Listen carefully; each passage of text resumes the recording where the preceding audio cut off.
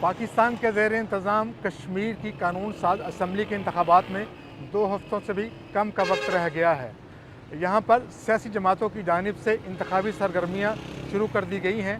Pakistan peoples party के chairman Bilawal Bhutto Zardari Muzaffarabad पहुँच चुके हैं और वो अपनी जमात की इलेक्शन कैंपेन को लीड कर रहे हैं।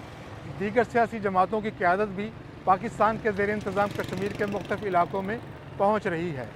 यहाँ मुज़फ़्फ़राबाद में हालात नॉर्मल हैं, ज़्यादातर दुकानें खुल चुकी हैं, जबकि सेंट्रल और लोअर प्लेट में ज़्यादातर दुकानें बंद हैं। गुज़श्ता माह जब मैं मुज़फ़्फ़राबाद आया था तो उस वक्त पूरे शहर की मार्केटें बंद थीं। मोबाइल सर्विस तो बहाल है, लेकिन पाकिस्तान के ज़ेर इंतज़ाम कश्मीर में इंटरनेट सर्विस अभी तक मुअत्तल है।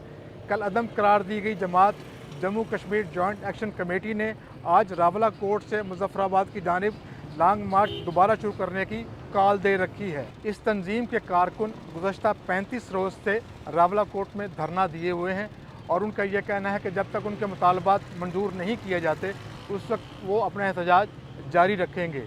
इस अरसे के दौरान मुज़ाहिरीन और कानून नाफिज करने वाले इदारों के दरमियान तसादम के नतीजे में 2 दर्जन से ज़ायद अफराद हलाक हो चुके हैं। कल रावला कोर्ट और सदनोती के मुकाम पर मुज़ाहिरीन और कानून नाफिज करने वाले इदारों के दरमियान तसादम के नतीजे में 10 अफराद हलाक हुए हैं। अवामी एक्शन कमेटी के मुताबिक इन झड़पों में उनके 8 कारकुन हलाक और मुतअद्दिद ज़ख्मी हुए हैं। हलाक होने वालों में मुज़ाहिरीन के अलावा रेंजर्स और पुलिस एहलकार भी शामिल हैं। हुकाम का ये कहना है कि मुज़ाहिरीन ने पूंछ डिवीज़न के मुख्तलिफ इलाकों की नाकाबंदी कर रखी है, जिसकी वजह से अशियाए खुर्दोनोश और अद्वियात की कमी का सामना है, जबकि अवामी एक्शन कमेटी हुकूमत को इस बहरान का ज़िम्मेदार करार देती है।